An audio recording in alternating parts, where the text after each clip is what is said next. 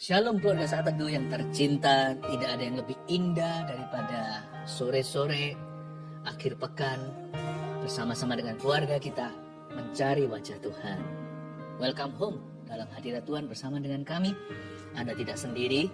Izinkan saya membacakan kesaksian untuk menguatkan hati Anda, menghiburkan dan juga menguatkan mereka yang lelah, letih lesu dan berbeban berat. Melia Elizabeth, saya ingin menyaksikan kebaikan Tuhan yang luar biasa melalui nubuatan Pastor Philip pada saat adakan saat teduh bersama pada tanggal 5 Maret 2022. Berjudul Doa Daud. Pastor menubuatkan bahwa akan ada kabar baik beasiswa S3. Saya imani itu untuk saya. Di mana saat itu saya bergumul menantikan realisasi beasiswa dari kementerian untuk studi lanjut saya yang sudah tertunda 3 bulan. Sehingga harus izin penangguhan SPP. Pastor menyampaikan Tuhan Yesus yang menyekolahkan Anda. Waktunya tidak lama lagi. Mendengar itu, teman CG langsung WA saya. Ingat kalau saya sedang menantikan beasiswa S3. Oh, ini berarti jemaat sel grup kami ya, connect group di gereja mau siaran. Langsung WA. Dan saya ingat kalau saya sedang menantikan beasiswa tersebut. Puji Tuhan, Senin 14 Maret 2022, beasiswa cair dan saya bisa bayar SPP serta bantuan finansial tunjangan hidup mahasiswa. Saya sungguh terharu Tuhan memperhatikan detil kebutuhan anak-anaknya. Terima kasih pastor dan tim yang senantiasa memberi penguatan bagi domba-dombanya lewat firman, sehingga kami semakin kokoh dalam iman dan pengharapan kami kepada Tuhan Yesus. Kiranya Tuhan memakai pastor dan tim semakin luar biasa untuk kemuliaannya. Thank you dan selamat menempuh studi Anda ya. Sukses nanti lulus terbaik. Keluarga Wangsa Wijaya. Pertengahan Desember papa kami mengalami benjolan di leher dan sakit pencernaan yang tidak kunjung membaik. Awal Januari 2022 dilakukan biopsi dan CT scan, hasilnya limfoma ganas stage 4. Ukuran kanker terbesar 22 cm dan sudah menyebar menekan berbagai organ. Di acara Saat Teduh bersama Pastor Philip tanggal 15 Januari 2021 yang berjudul Bayar Bea dari Perbendaharaan yang Ajaib, pastor mendapatkan pesan dari Roh Kudus, Anda sudah divonis kanker yang ganas. Bukan berarti tes pertama salah, tapi Tuhan akan mengubah vonis tumornya yang ganas itu menjadi jinak. Bukan karena penanganan manusia tumor itu akan lenyap pada pemeriksaan kedua nanti. Kami imani pesan Tuhan itu untuk Papa. Biopsi tumor yang ganas diteliti kembali lebih lanjut, hasilnya menjadi jenis limfoma. Kami menyadari di tengah keterbatasan dan ketidakpastian, kami berserah dan percaya penuh pada Tuhan Yesus. Tuhan pasti menyembuhkan dan menyertai proses kemo hingga selesai. Pertolongan Tuhan tepat pada waktunya. Terima kasih Tuhan Yesus atas segala mujizatnya. Berkati hambanya Pastor Philip yang ikut mendoakan dan semua jemaat yang mengikuti acara Saat Teduh. Haleluya. I believe you are healed. Anda sudah sembuh and get well soon too. Putri Wibowo. Saya ingin memberi kesaksian pada tahun lalu bulan Mei 2021. Mama saya didiagnosa kanker kelenjar getah bening stadium 2 tanpa ada gejala. Karena tiba-tiba ada benjolan di bagian leher bawah telinga. Saat itu saya dan mama merasa sangat down sekali dan takut karena dokter menganjurkan untuk segera di kemoterapi. Tapi saya katakan pada mama untuk tunggu dulu, kita berdoa dulu. Malam itu sebelum tidur saya membuka YouTube dan melihat Saat Teduh bersama. Dan di penghujung Saat Teduh bersama itu, pastor mendoakan orang-orang yang kena kanker dan saya imani sambil menangis. Lalu beberapa bulan kemudian, ketika saya ikut Saat Teduh, pastor mengatakan untuk tumpang tangan di bagian yang sakit. Walaupun orangnya nggak ada. Bisa ditaruh di bagian yang sama di tubuh kita dan lagi saya imani itu. Puji Tuhan, beberapa minggu kemudian benjolan itu hilang begitu saja. Hingga dokter yang menangani mama pun heran dan bingung. Terima kasih Tuhan. Terima kasih pastor dan tim. Tuhan Yesus memberkati. Kita itu punya satu Bapa yang sangat peduli. Bapa kita di sorga. Selalu menunggu kita dalam segala pergumulan dan kebutuhan. Apalagi kalau kita datang dengan keluarga kita ya. Dan kita semua itu anak-anaknya. Bapa berbelas kasihan.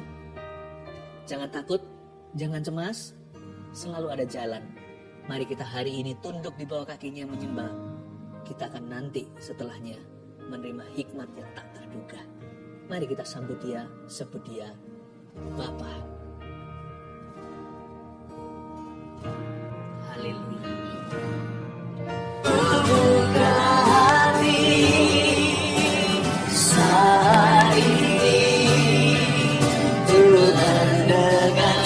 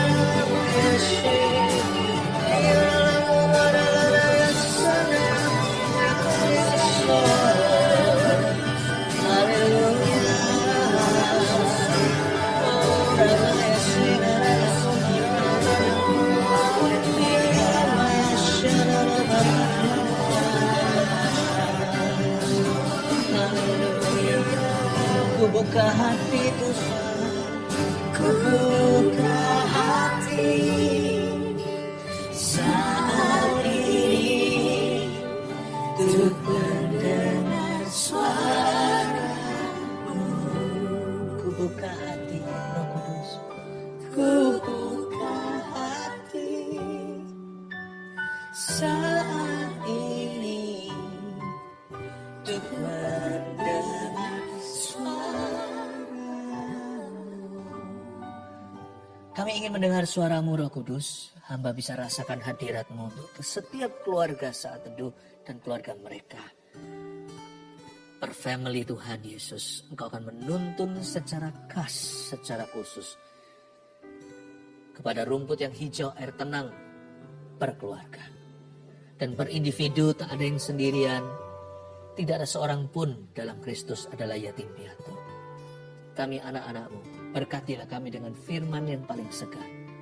Bahwa kami semua keluarga saat teduh masuk dalam kurikulum sorga. Tiap Rabu, Sabtu, tiap Minggu kami ini dituntun dengan suara Tuhan yang terkini. Terima kasih Engkau memberi kami ya Tuhan tuntunan. Sampaikan sabdamu, firman ini dari Engkau, hamba hanyalah penerus saja. Sembunyikan hamba-Mu di balik salib-Mu. Dalam nama Yesus. Amin. Puji Tuhan. Betul-betul kalau kita mengikuti menu firman saat teduh yang mana semua itu tuntunan. Saya nggak merencanakan 1 tahunan atau setahun ke depan. Tiap minggu ada sebuah bimbingan dari Tuhan Yesus tercinta. Saya percaya Anda pasti akan bertumbuh ya. Dan hari ini saya tergerak sekali untuk bicara tentang urusan dan bisnis keluarga yang notabene seringkali berakhir pecah, lalu nggak keruan. Saya kasih judul hikmat untuk urusan dan bisnis keluarga. Saya percaya subjek ini harus dijamah. Tuhan itu kalau melengkapi kita itu dari segala sisi, segala kilometer tercover. Hikmat untuk urusan dan bisnis keluarga, agar supaya anak-anak kita yang sudah punya putra-putri tentunya, agar mereka damai sejahtera. Karena ada hikmat Allah pada kepemimpinan papa mama mereka. Dan jikalau Anda adalah anaknya, Anda belum berkeluarga, papa mama kurang bijaksana, gak apa-apa, jangan mengeluh, sebab di dalam Kristus tidak boleh ada hati yatim piatu. Kita punya Bapa di sorga. Tidak telat kita jadi orang benar, generasi ke-1. Saya percaya kalau kita menabur yang benar, masa depan kita pun akan menuai yang dari Tuhan. Biar kita dari sisi orang tua atau anak, firman ini bermata dua, pasti berguna. Buka bersama dengan saya di Lukas pasal 12 ayat 13 sampai 15. Saya bacakan dulu judulnya Orang Kaya yang Bodoh. Seorang dari orang banyak itu berkata kepada Yesus, "Guru, katakanlah kepada saudaraku supaya ia berbagi warisan dengan aku." Tetapi Yesus berkata kepadanya, Saudara, siapakah yang telah mengangkat Saudara, siapakah yang telah mengangkat aku menjadi hakim atau pengantara atas kamu?" Kata Yesus Kristus. Katanya lagi kepada mereka, "Berjaga-jagalah dan waspadalah terhadap segala ketamakan. Sebab walaupun seorang berlimpah-limpah hartanya, hidupnya tidaklah tergantung daripada kekayaannya itu." Katakan amin dulu. Hikmat untuk urusan dan bisnis keluarga ini perlu bijaksana. Sebab judul daripada firman ini di Alkitab kita adalah orang kaya yang bodoh. Orang kaya yang bodoh. Hanya karena seseorang berharta bukan berarti keluarganya damai sejahtera. Jadi bukan seberapa kaya Anda dan saya, tapi takaran tolak ukurnya adalah hikmat firman.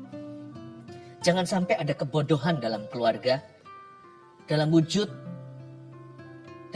sesuatu yang ambigu atau tidak jelas. Hikmat itu menjelaskan, hikmat tidak membingungkan. Saya dorong kita semuanya hari ini tangkap hikmat. Jikalau kira-kira hari ini masalah kita sudah stadium 3, stadium 4, dalam Kristus tidak ada kata terlambat. Semua bisa dirombak ulang, dibangun lagi. Segala sesuatu masih bisa pulih. Dalam Tuhan tidak ada kata terlambat. Tapi lebih baik lagi kalau kita hari ini masih dalam taraf membangun sesuatu. Misalnya jikalau orang tua masih punya anaknya masih kecil-kecil, sedia payung sebelum hujan. Semoga firman ini menyelamatkan, mencegah dari bencana. Supaya kita jangan menjadi orang yang sekedar sukses. Sukses itu harus turun-temurun, tidak bisa satu generasi saja. Untuk apa memperoleh seluruh dunia, tapi kehilangan yang paling kita cintai, kehilangan apa yang paling berarti, keluarga kita berantakan, kan percuma. Orang kaya yang bodoh ini bodoh benar. Tuhan tidak mau kita bodoh. Bodoh ini bukan IQ. Bodoh ini keras hati. Saya harapkan firman seperti ini akan menjadi fondasi yang baik dalam hidupmu ya. Andai kata banyak orang mendengarkan firman yang memberikan fondasi fundamental yang benar, hari ini tentunya mereka tidak harus mengalami semua rasa sakit itu yang bukan dari Tuhan, tapi karena salah jalan. Saya ulang lagi sekarang ayat 13. Seorang dari orang banyak itu berkata kepada Yesus. Ada satu orang dari orang banyak yang mengerumuni Yesus. Salah satunya ngomong begini, saya tahu orang ini pasti pengusaha. Dia berkata, guru. Dia menganggap Yesus itu sebagai motivator, atau bahkan sebagai pengacara. Mungkin Yesus itu dianggap sebagai seorang penengah. Dia berkata guru, pertanda bahwa orang ini belum menuhankan Yesus Kristus. Dia hanya mau memanfaatkan Tuhan aja. Orang yang datang sama Tuhan kalau ada perlu, biasanya gitu, last minutean. Yaitu yang namanya crisis management atau manajemen krisis. Ketika krisis terjadi, baru cari Tuhan. Bukan sedia payung sebelum hujan.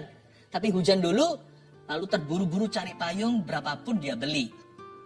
Jadi biasanya orang begini nanti akan rugi di belakang. Tuhan itu ajari kita untuk membangun sesuatu itu harus benar dari dasar.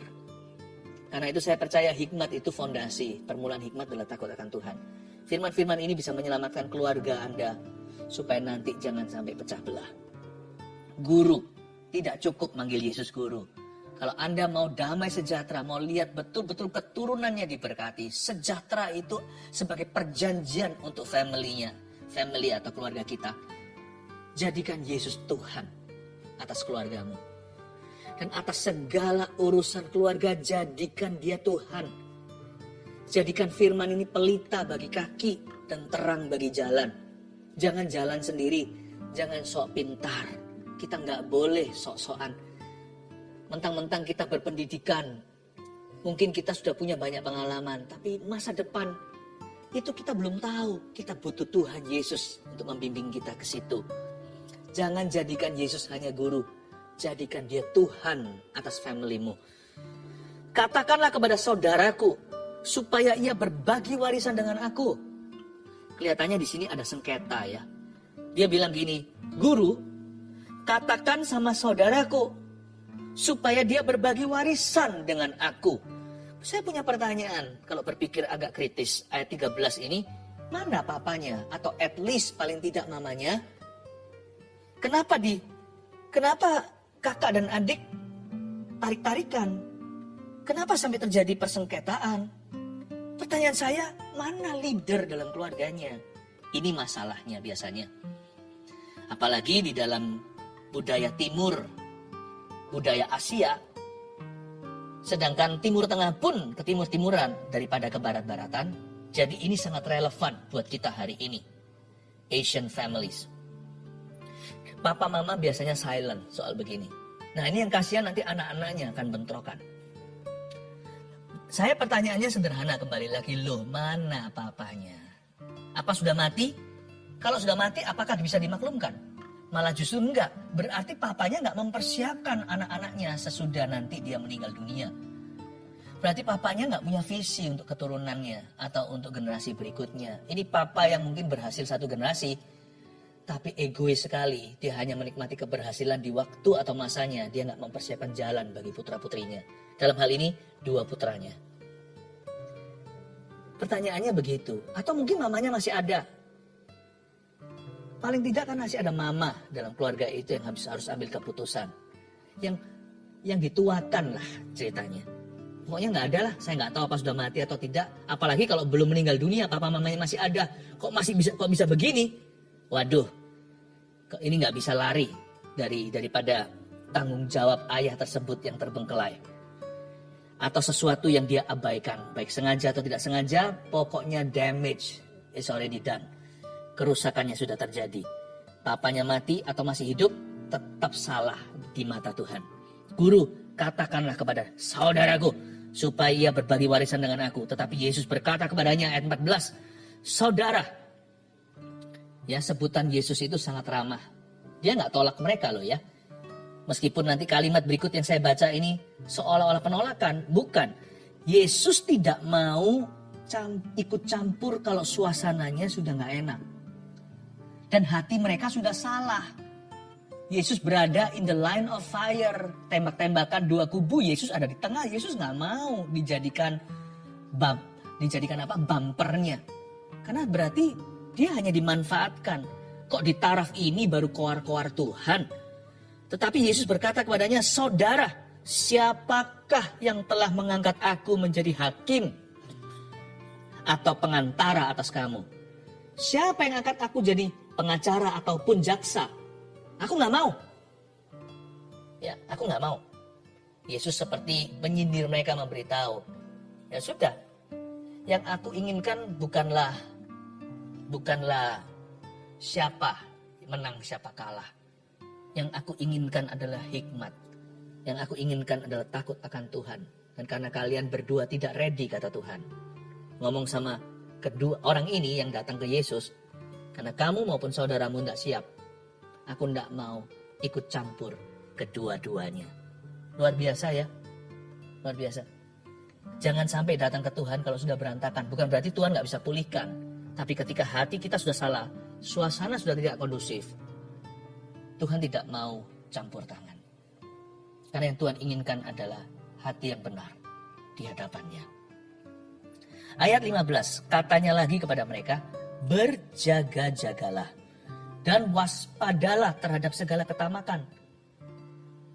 Sebab walaupun seorang berlimpah-limpah hartanya, hidupnya tidaklah tergantung daripada kekayaannya itu. Berjaga-jaga di sini artinya apa? Yesus tiba-tiba memberi mereka saran. Jadi Yesus bukannya cuek atau acuh tak acuh. Yesus tidak menolak orang yang datang minta tolong sama dia. Tapi Yesus mengarahkan, dia meluruskan. Katanya lagi kepada mereka, kamu harus berjaga-jaga. Bukan hanya kepada orang itu yang datang ke Yesus, tapi kepada khalayak ramai, kepada orang-orang yang mengerumuni dia. Kepada setiap orang-orang yang ada di sisi kanan kirinya, Yesus memberikan sebuah pengajaran. Kita semua patut berjaga-jaga. Kata berjaga-jaga di situ artinya antisipasi. Artinya bisa melihat dari sejak dini. Bisa mempersiapkan dari jauh hari. Kata berjaga-jaga itu artinya janganlah didinai. Janganlah disangkali bahwa ada keperluan untuk seorang pemimpin dalam keluarga memberikan sebuah ketegasan. Yesus ajari di sini. Yesus tidak obati orang tadi yang datang kepadanya karena orang itu bukan cari obat sama Yesus. Tapi dia hanya ingin menang-menangan atau menang sendiri. Yesus tidak mau berurusan dengan orang yang maunya semaunya dirinya sendiri. Yesus memberitahu kepada yang lainnya, termasuk orang itu tadi. Semoga dia berubah hati. Semoga dia bertobat juga. Yesus memberi pengajaran kepada semua telinga. Berjaga-jagalah. Kalian harus antisipasi sesuatu. Karena kalian punya Roh Kudus, kira-kira begitu. Roh Kudus itu bukan hanya roh masa kini, roh masa depan. Dia menuntun kita pada perkara-perkara yang akan datang. Harusnya bisa melihat jauh hari. Harusnya seperti Musa sudah bisa melihat tanah perjanjian. Seperti Yusuf tahu nanti suatu hari keturunan Israel akan keluar dari Mesir. Bahkan dia pesankan tulangku sekalian dibawa keluar. Orang yang punya Roh Kudus itu harus mempersiapkan. Harus bisa see early. Harus bisa melihat dengan mata yang diterangi firman. Melihat secara dini. Tuhan berkata berjaga-jagalah dan waspadalah. Kata waspada di situ berarti solusi. Harus come up with a solution. Harus punya solusinya sebelum problema itu tiba. Maksudnya waspada terhadap segala ketamakan itu, siapkan solusinya sebelum nanti ketamakan ambil alih dalam family. Biasanya kalau ini terjadi, maka sudah keruh. Karena itu goalnya kita itu punya hikmat Tuhan untuk mengurusi keluarga kita, termasuk dalam bisnis keluarga, adalah supaya putra putri kita atau keluarga itu selalu hatinya murni. Supaya jangan sampai terjadi collateral damage atau kerusakan yang tidak perlu terjadi, di mana biasanya yang mengalah akan dirugikan. Tuhan tidak mau win-lose solution atau solusinya adalah menang atau kalah. Tuhan maunya itu menang semua. Tapi kalau kita tidak berjaga-jaga, jikalau kita tidak bisa melihat dahulu dengan kuasa Roh Kudus dan hikmat Allah, dengan hikmat firman juga, maka biasanya masalah itu datang tiba-tiba, padahal seharusnya sudah bisa dibaca.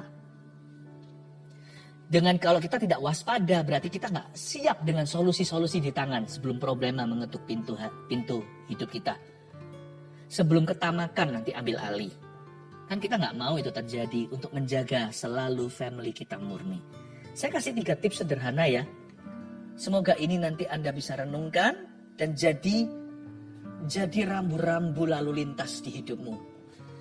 Apapun yang Anda lakukan with your family supaya sejahtera itu turun-temurun. Karena ada hikmat pada kepemimpinan papa mama. Dan jikalau adalah anak, jangan ada satupun yang merasa seperti korban. Tidak boleh ada mentalitas victim di sini. Karena kita tahu bahwa kita semuanya punya pilihan. Yang pertama, tuliskan hikmat untuk urusan dan bisnis keluarga nomor 1. Jelaskan ekspektasi atas setiap anak. Dan komunikasikan pada semua. Tulis itu. Kita mesti bisa jelaskan ekspektasi kepada kita atas setiap anak-anak kita. Memang gak bisa super jelas waktu mereka masih kecil, beranjak dewasa, semakin jelas. Tapi apa gunanya prophetic spirit kalau kita punya Roh Kudus? Kan kita harusnya bisa minimal merasakan sesuatu dalam diri anak itu. Makanya diperlukan prayerful parenting, atau kalau kita jadi orang tua itu kita dulu yang harus jadi mesbah doanya. Kita gak maha tahu, kita gak tahu secara jelas. Kira-kira pun oke loh, daripada nol sama sekali. Jelaskan ekspektasi, dan ekspektasi itu akan developing dan akan berkembang dari tahun ke tahun. Waktu Anda memupuk komunikasi dengan anak, ekspektasi itu akan semakin diperjelas. Jelaskan ekspektasi atas setiap anak Anda, lalu komunikasikan jangan hanya pada anak itu atau anak tersebut. Kalau anaknya beberapa, komunikasikan pada semua. Kunci katanya di sini adalah identify atau mengidentifikasi panggilan masing-masing yang berbeda. Lalu announce, lalu diumumkan. Pengumumannya nggak usah yang grand, pengumuman besar. Pengumumannya itu konsisten dalam bentuk komunikasi yang tak terputus dengan anak-anak Anda. Masing-masing satu persatu tergantung anaknya berapa. Bahkan kalau anaknya semata wayang pun harus dikomunikasikan. Ekspektasi di sini bukanlah kamu harus jadi seperti papa mama mau. Itu 50-50. Papa mama pasti jadi pengintai yang indah. Bukankah pengintai masa depan anak itu seperti waktu Musa mengutus pengintai melihat anak-anak? Bukankah orang tua yang takut akan Tuhan dan yang berdoa bagi anak-anak mereka? 50-50, 50-50, separuh atau setengah-setengah. Setengah lagi anak itu sendiri akan menunjukkan tanda-tanda. Telur atau ayam mana dulu nggak tahu. Kadang-kadang papa mama mengenali seperti seolah-olah mengidentifikasi sesuatu dalam diri putra-putri mereka. Kadang-kadang bisa ada dari anak-anak mereka dulu yang seolah-olah menyarankan. Kayaknya anak ini punya panggilan demikian. Bakat talenta contohnya. Ya, jangan lihat melulu kelemahan. Lihat potensinya. Dan dengan doa itu akan klop nanti. Tapi penting sekali orang tua jalan di mil kedua. Identifikasi kekuatan dan kelemahan anaknya. Lalu komunikasikan pada semua anaknya jika anaknya ada beberapa. Ya, kokonya, cicinya, mbaknya, mbak Yunya, emasnya, kakaknya, adiknya. Ini apa? Identifikasi. Siapa adalah apa? Who is what? Itu harus jelas. Dan itu tugas orang tua. Dari sini yang bujangan supaya persiapkan diri. Menikah itu gampang-gampang susah. Gampang karena ada kasih karunia. Susah itu kalau Anda kira menikah. Kalau kita kira menikah itu pokoknya cuma jatuh cinta. No, pernikahan itu manajemen yang luar biasa. Kalau Anda yang masih bujangan, siapkan dirimu matang rohani dulu. Juga supaya lengkap dulu dalam responsibility atau tanggung jawabmu. Simpan dulu peluru, jangan tergesa-gesa, terburu-buru, baru remaja langsung pacaran dulu, padahal belum matang karakternya, ya. Tapi kalau Anda adalah anak yang selama ini seolah-olah jadi korban, keluarganya berantakan, udah jangan salahkan papa mama, nggak gampang loh ya. Hormati saja ayah ibumu, doakan mereka, dan dari firman ini belajar langsung bypass dari Bapa di sorga lewat mulut saya. Gitu kan? Tapi bagi yang belum telat untuk apalagi yang sekarang jadi orang tua, saya rasa ini waktunya belum terlambat. Jelaskan ekspektasi atas setiap anak. Kalau Anda tidak pernah lakukan itu, sekarang sudah seolah-olah nasi jadi bubur, bubur pun syukuri. Minta maaf tidak pernah menyakiti kan? Anda bisa berkata, sorry selama ini papa kurang jelas dan sebagainya. Pelan-pelan menangkan respect hati anak-anakmu kembali dengan doa. Mungkin tidak bisa satu malam karena Anda selama ini mungkin mengabaikan bertahun-tahun kebutuhan emosi mereka. Tapi saya yakin dengan Tuhan tiada yang mustahil. Tembok Yeriko pun bisa runtuh. Tawanan musuh pun bisa direbut kembali. Kayaknya belasan tahun ini Anda menjadi ayah yang absen. Atau bagi mama yang tidak. Atau menjadi mama yang kurang bijaksana. Nggak apa-apa. Saya yakin 1-2 tahun ke depan akan mulailah jalan pemulihan. Tidak ada kata terlambat dalam Tuhan. Tapi penting sekali poin ini dilaksanakan. Jelaskan ekspektasimu atas anak-anakmu. Dan komunikasikan pada semua siapa adalah apa. Itulah pengumumannya. Kedua, buatkan persiapan legal bagi putra-putri. Dan singkirkan area ambigu. Buatlah persiapan legal. Jangan hanya ngomong doang. Hanya bicara. Tapi mulai tetapkan, tentukan jalur-jalur ke sana. Ya, contohnya, apakah orang Kristen tabu untuk bicara kematian? Kalau orang Kristen itu kan percaya, anak Tuhan kan percaya bahwa kematian itu adalah keuntungan. Karena kita itu punya hidup yang kekal, jangan takut melihat menembus kematian. Karena kita tahu bahwa kematian itu berkat. Jikalau kita persiapkan, kalau kita hidup bagi Kristus, kematian itu untung. Tapi yang pasti kita harus mempersiapkan. Misalnya ya, persiapan legal seperti apa jikalau papanya meninggal. Negara sih sudah ada peraturan. Mungkin sebagian 50% ke spouse atau pasangan. Lalu sisanya sama anak. Peran mama apa? Itu harus dibicarakan, jangan dijadikan tabu. Gimana kalau dua-duanya akhirnya tiada? Cepat lambat kan orang tua ingin pergi duluan. Gak ada yang namanya papa mama ingin didahului anak-anaknya. Gimana nanti pembagiannya harus jelas, persentase yang ada, ya, surat wasiat dan sebagainya itu persiapkan dengan baik. Atau mungkin sekarang bukan soal kematian, kehidupan sekarang. Contohnya jikalau dalam sebuah pekerjaan, sama-sama harus jelas siapa perannya apa, masuk dalam bisnis keluarga atau tidak, atau usaha sendiri, bagiannya apa. Dividennya, pembagian keuntungan seperti apa, yang kerja digaji, yang tidak hanya hak anak. Apapun juga harus dibicarakan dan dikomunikasikan. Karena bagaimanapun juga, ya, komunikasi itu berkat terbesar. Infrastruktur yang paling mulia dalam sebuah family adalah bisa bicara hati ke hati. Gak ada yang namanya fair, itu gak ada. Fairness itu gak ada. Yang ada hanyalah dikomunikasikan. Karena itu singkirkan area ambigu. Belum lagi hal-hal seperti ini biasanya diabaikan oleh orang tua Asia. Nggak tentu juga yang di barat sana juga melakukan demikian. Nggak tentu. Filosofi setiap bangsa berbeda.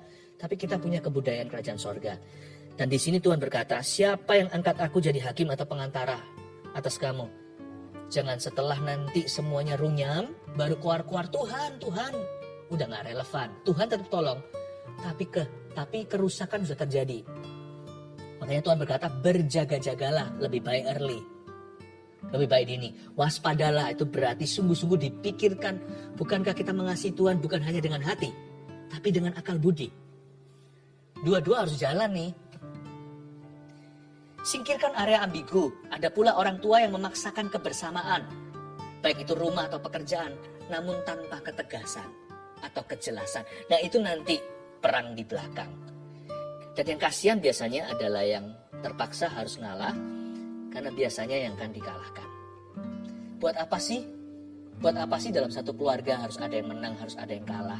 Bukankah alangkah baiknya kalau semua menang, sekalipun fair itu nggak ada. Nggak ada yang namanya kata fair, itu nggak ada. Tuhan itu just. Dalam bahasa Inggrisnya, justice dan fairness itu dua kata yang berbeda. Bahasa Indonesianya adil ya adil. Ketidakadilan ya ketidakadilan. Tapi sebenarnya adil pun tidak. Keadilan Tuhan bukanlah keadilan manusia. Keadilan Tuhan nggak bisa begini loh. Kamu dapat satu apel, saya dapat satu apel. Saya satu jeruk, kamu juga harus satu jeruk. Nggak bisa begitu karena talenta setiap orang berbeda. Fairness-nya Tuhan itu nggak bisa kita nilai dengan akal budi atau logika. Tuhan memberi kepada yang satu talenta, kepada yang lain 2, kepada yang lainnya 5 talenta. Karena Tuhan yang paling tahu siapa butuh apa, siapa mampu apa. Karena Tuhan tidak memberikan kasih karunia yang sama. Yang dipanggil untuk kerja di kebun anggur pukul 6 pagi, 9, 12, pukul 3, sampai yang pukul 5 sebelum nanti ceklok pulang, dikasih bayaran yang sama. Harga dinar, upah bayaran. Atau gaji per hari. Gak bisa yang tadi kerja dulu pagi hari. Langsung ngomel dan berkata, kenapa aku digaji sama dengan mereka yang masuk telat? Uang ya uangnya Tuhan. UMR-nya jalan. Atau minimal wage-nya. Tuhan mau kasih kepada seseorang, memang kita bisa apa? Saya jadi orang Kristen udah 40 tahun. Saya lihat di sana baru 4 menit dengar Injil disembuhkan. Ngalami mujizat. Emangnya kita yang 40 tahun udah jadi orang Kristen atau anak Tuhan ini layak gitu masuk surga? Tuhan mau memberi kepada siapa dia beri, dia berbelas kasih kepada siapa berbelas kasih. Fair itu gak ada. Yang ada adalah Allah yang adil. Yang tidak hitung-hitungan sama dosa kita sehingga kita namanya tertulis dalam kitab kehidupan. Kalau mau adil-adilan, kita semua meringkuk di api neraka nantinya. Singkirkan area abu-abu.